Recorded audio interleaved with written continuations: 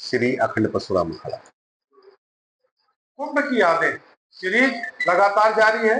इसमें हम हरिद्वार, धर्म नगरी हरिद्वार के उन तमाम लोगों से बात कर रहे हैं, संत महंत आश्रम अखाड़े सबसे बात कर रहे हैं कि उन्होंने कुंभ अपने जीवन काल में कब देखा, उसमें क्या क्या परिवर्तन आते गए, क्या क्या परिदृश्य बदलते गए।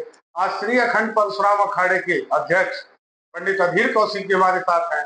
वह बताएंगे उन्होंने कब पहला कुंभ देखा, कब से उन्होंने कुंभ शुरू किया और क्या गतिविधियां रही। जय श्री गंगा जी की।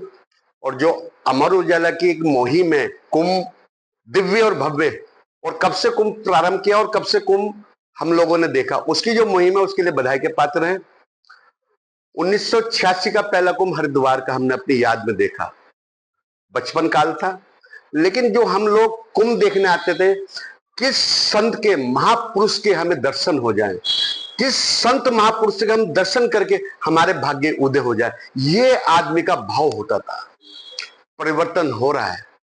अब चमक, जो संतों की चमक होती, धमक होती, बल होता, अब आदमी जो हमारे सनातन प्रेमी उसको देखने आते हैं।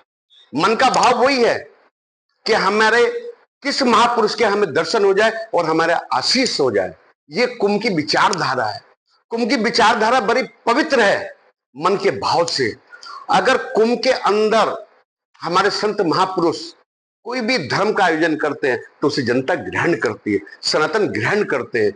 परम पर स्नान करना, हमने जो अपने श्रवण किया अपने आप को, पहले जो अमृत स्नान होता, संत महापुरुषों का स्नान होता, 13 अखाड़े और चारों पीठ के शंकराचार्य जी का स्नान होता, उसके बाद आम मनुष्य का स्नान होता। स्नान बड़ा पवित्र होता, क्योंकि माना गया है कि जब संत महापुरुष नहा लें, स्नान कर लें, उसके बाद मनुष्य स्नान करे तो उसे वैकुंठ की प्राप्ति होती है। उसके घर में, घर परिवार में अच्छा भाव आता है। ये कुंभ की महिमा है। और कुंभ हरिद्वार, प्रयागराज, नासिक और उज्जैन, क्योंकि सब में बड़ा कुंभ जो हरिद्वार और प्रयागराज में होता है, इन कुंभों का महत्व है। ये महत्व बहुत अनुकूल्य है और बड़ा धर्म के लिए संदेश देने वाले कुंभ होते हैं। अध्यात्मा के रूप से आदमी जो तपस्या करते हैं, उनके जो दर्शन करते हैं, उससे घर की शांति मिलती है और परिवर्तन होता है। कुंभों में तपस्या, जो नांगे बाबा की पेशवाई निकलती है, वो एक अद्भुत कला होती है, क्योंकि हम 12 वर्ष में एक बार दर्शन करते हैं। उन दर्शनों से मां 2 क्षण के भी हम दर्शन कर लें तो अपने को पवित्र मानते। ये ऐसे परम कुंभ है। क्या आपके 86 या 88 के दौर का कुंभ अब क्या है और तब क्या? कुछ बदलाव है। पहले सरकार संतों की हर बात मानती थी। संतों से कई महीने पहले से कुंभ के बारे में चर्चा होती थी। आज कुछ परिवर्तन दिखाई दे रहा। आज जैसे सरकार कहती है वैसे संत मान जाते हैं। जैसे अध कुंभ को कुंभ का दर्जा देना। अध कुंभ 2 जगह लगते हैं, एक प्रयागराज में, एक हरिद्वार में। कुंभ कहना ये सरकार है, सरकार कुछ भी कर सकती है, संत जैसे चाहेंगे वैसे होते हैं। लेकिन ये कुंभ अब राजनीति का माहौल बन चुका है। राजनीति का माहौल नहीं होना चाहिए धर्म के विषय में। धर्म तो धर्म है, सनातन धर्म है।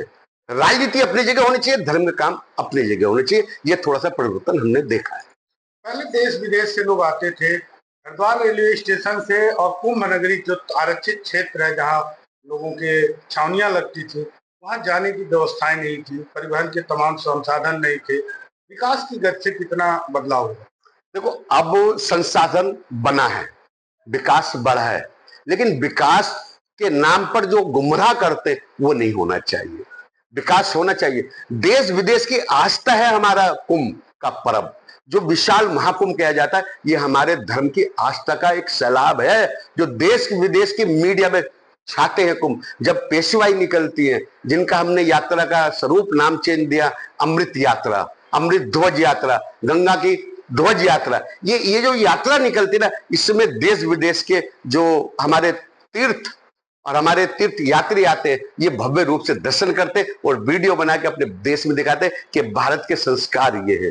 परिवर्तन इतना हुआ है कि भारत के संस्कार विदेश अपना रहा है, और हम भारत जो हमारे भारत सनातन प्रेमी है, हम वेस्टर्न को अपना रहे हैं। इतना परिवर्तन तो जरूर दिखाई दिया, क्योंकि हमारे संस्कार हैं, हमारे भारत देश के इतने संस्कार हैं, अगर हम उन संस्कार को ऊपर चले तो कभी हम पीछे नहीं हटेंगे, देश का नाम रोशन करेंगे। इतनी विद्याओं की कला है, इतने हमारे धर्म के कार्य हैं, जो हम रात दिन, अगर हम 1 वर्ष लगातार तपस्याओं में और विद्याओं में पूरे भारत को हम दिखाएं तो वो भी कम पड़ जाएंगे, क्योंकि आदिकाल से ये चलते हुए आ रहे हैं, ये ऐसे महाकुंभ है।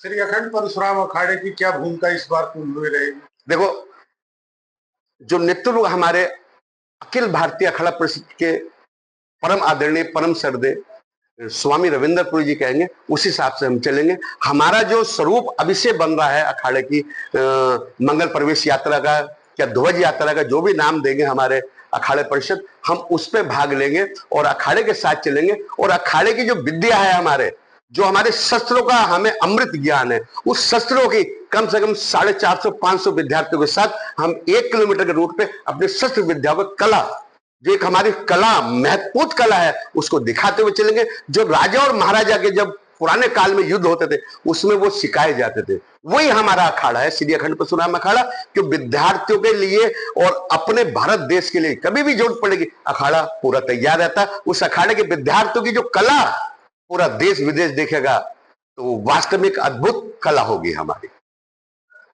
श्री अखंड परशुराम अखाड़ा पूरी मनोयोग से तैयार है, जैसा कि अध्यक्ष जी का कहना है। उनका कहना है कि विद्यार्थियों के साथ वह युद्ध कला का कौशल प्रदर्शन करेंगे। कृष्णकांत मर्त्रिपाठी, अमर उजाला ब्यूरो, हरिद्वार। अगर आप ये वीडियो YouTube पर देख रहे हैं तो हमारे चैनल को सब्सक्राइब कर बेल आइकन दबाएं, और Facebook पर देख रहे हैं तो हमारे पेज को लाइक करें।